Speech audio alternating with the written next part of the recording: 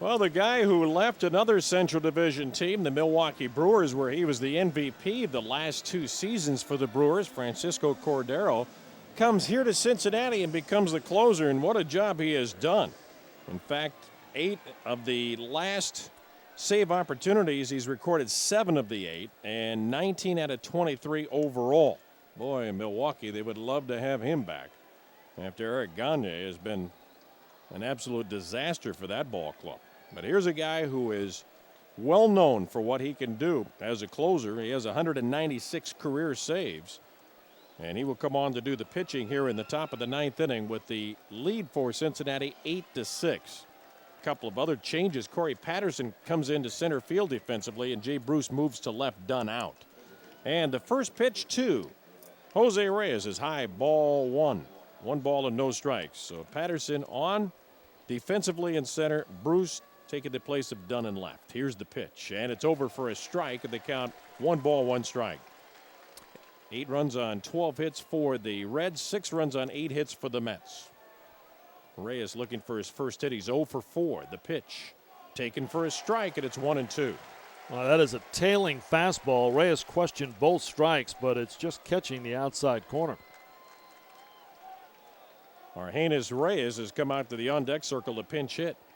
Here's the delivery, a swing and a miss, and that is strikeout number 1 in the 9th inning for Cordero. Well, that is a setup by Cordero. He painted out there twice, and then it looked like he went with a split on that one, Wayne, and just got Reyes to wave at it.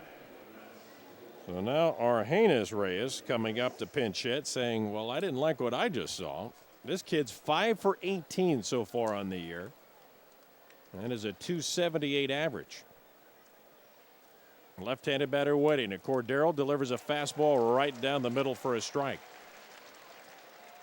The Mets led 2-0 on a Delgado 2-run home run. His team leading 18th of the year in the 4th inning. But Santana, the starter, gave up 5 runs in the 4th.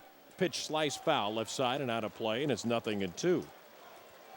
The Reds came storming back with back-to-back home runs by Dunn and Encarnacion, and before the inning was over in the bottom of the 4th, 5 runs on 5 hits, chasing Santana out of the game. Then the Mets would score 2 in the 5th, 2 more in the 6th, and take a 6-5 lead. The pitch low and inside, and it's 1-2. Only to see an uprising with 2 outs and nobody on in the 7th inning against Heilman. 3 men reached. They went to Scott Schoenweis to face the pinch hitter Javier Valentin and his 3-run double with 2 outs. That's the difference in the game, 8-6. The pitch fouled away.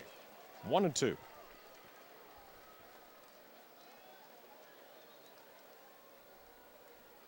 Argenis Reyes is out of the Dominican Republic. He's 5'10", 165 pounds.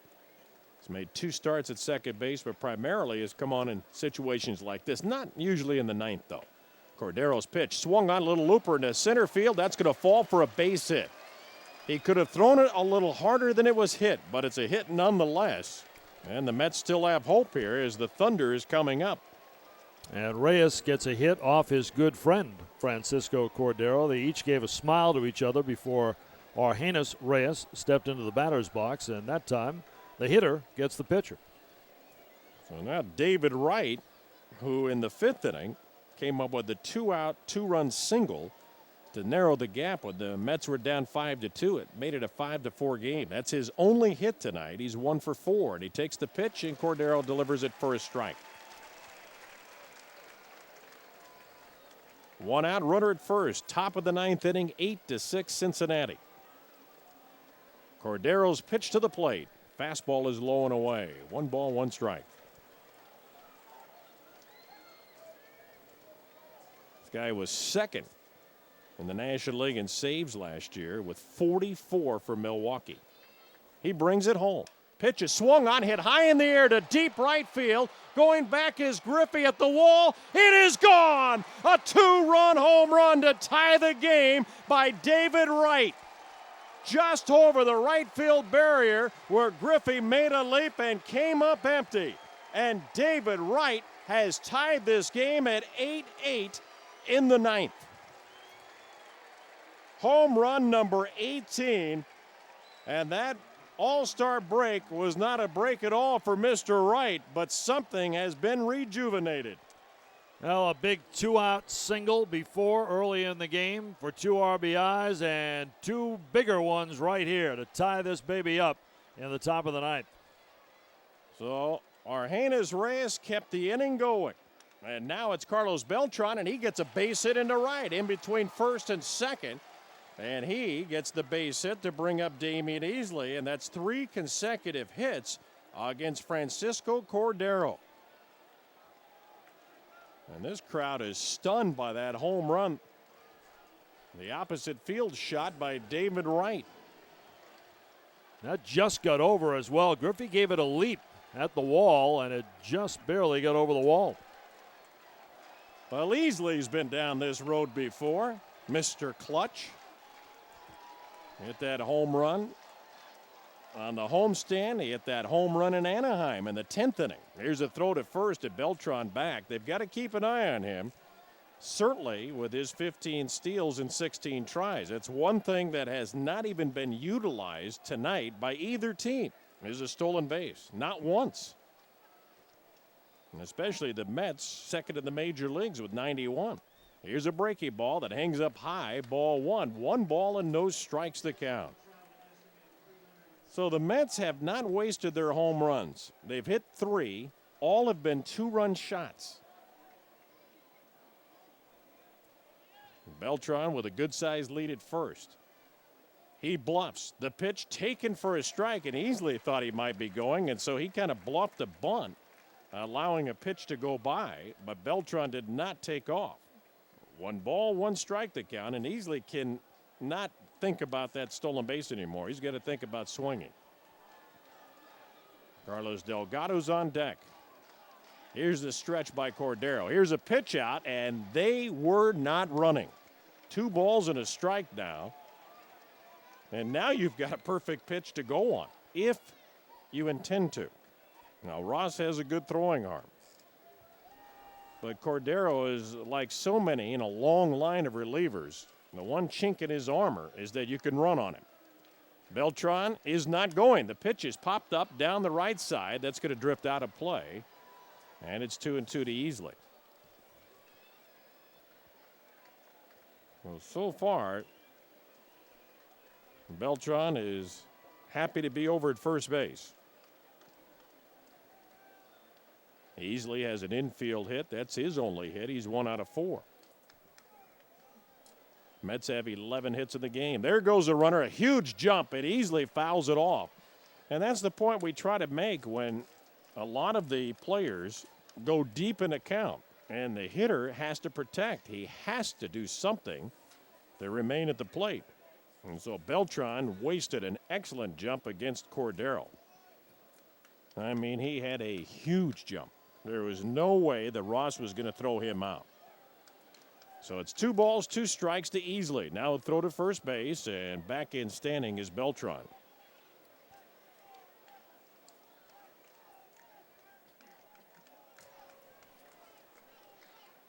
Well, we have very few Mets fans here, but we can hear them ever so slightly. Let's go Mets. The runner goes. The pitch swung on, line drive into right center field. It's going to fall for a base hit. Beltran on his way to third will be there as the throw comes in from Ken Griffey Jr. And the Mets have the go-ahead run 90 feet away from the promised land here in the 9th inning. A great job of hitting by Easley as he goes the opposite way. He was just up there to protect. And that is the 4th hit in succession against Cordero. And Dick Pohl, the pitching coach, is going to come out and talk to Cordero, the closer. Boy, he is not used to that kind of failure. Well, outside of Argenis Reyes' hit, which kind of fell softly into center field, the other 3 have really been hit hard. Wright's to the opposite field, getting over Griffey's glove in right field. Beltran with a solid hit into right, and that one, another smoker off the bat of Easley. Well, now the Reds are eventually going to get somebody up and throwing, and I think it's going to be Bill Bray, and it is, the left-hander, the lone left-hander they have remaining out there. But it's too late for Delgado, who comes up with a big chance here to give the Mets the lead. He is batting with 1 out. Runners at the corners. They won't put on that exaggerated shift in the infield. Delgado, a 2-run home run and a single tonight. He has scored twice, driven in a pair. Here's the pitch to the plate, and he takes it low and inside. Ball one. 1 ball and no strikes the count. Easily at first, Beltran the runner at third. The Reds are playing it to get a double play.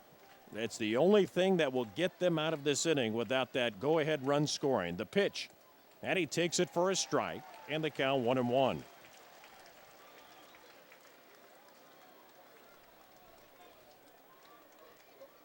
These are the only 2 runs scored against the Reds bullpen tonight of Affelt, Lincoln, Weathers, and now Cordero. Here's the next one. Swing and a miss, and the count is 1 ball and 2 strikes.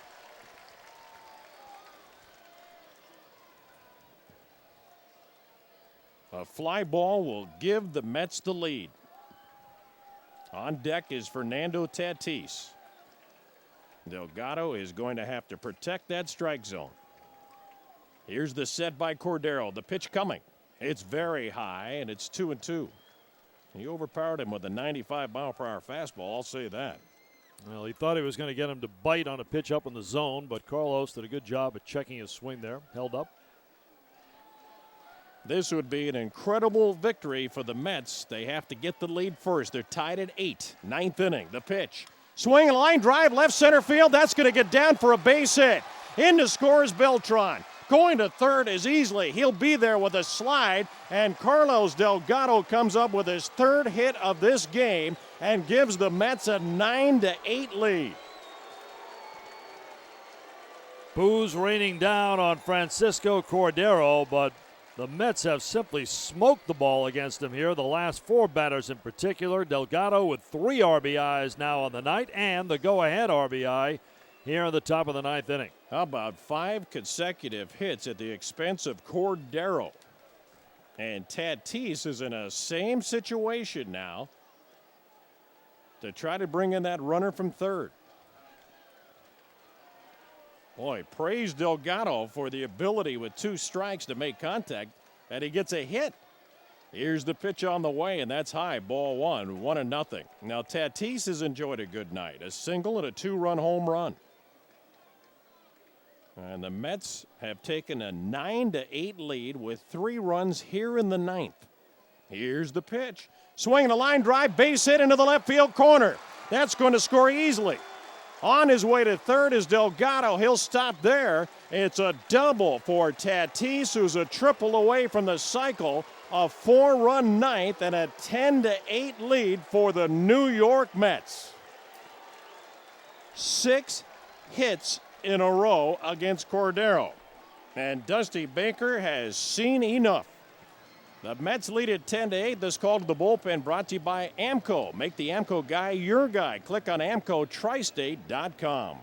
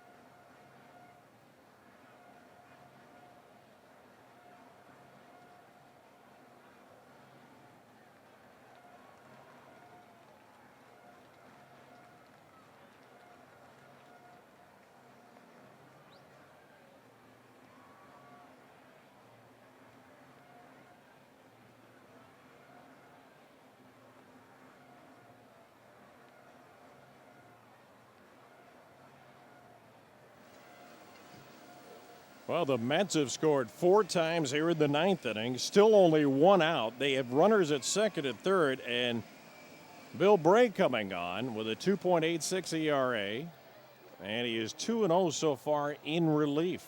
This will mark his 36th appearance, so what an effort. And it began with Argenis Reyes with 1 out, pinch hitting for the pitcher spot, singled. David Wright had an opposite field 2-run home run to tie the game. Beltran a single, easily a single.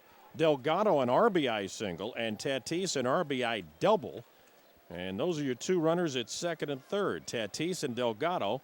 And the batter is Ramon Castro, pinch hitting for Schneider against the southpaw. Infield in, the pitch swung out and missed, strike 1. And it all started so well for Francisco Cordero. He struck out a very tough out, Jose Reyes. That's a guy you want to keep off base. That was the only out he got. Castro has proven to be a tough out, especially in this last stretch by the Mets. Here's the delivery. Swinging a bouncer foul past the third base area. And it's 0-2. Castro hitting .266 on the year. Now, Ramon has always done a very good job with runners in scoring position. And once again this year, he's hitting over .300. Make that a .286 average. And 3 home runs and 14 driven in. Well, those are the numbers for Castro as he faces Bray, who brings it home. Swinging a hard smash foul that nearly picked off Delgado, the third base runner.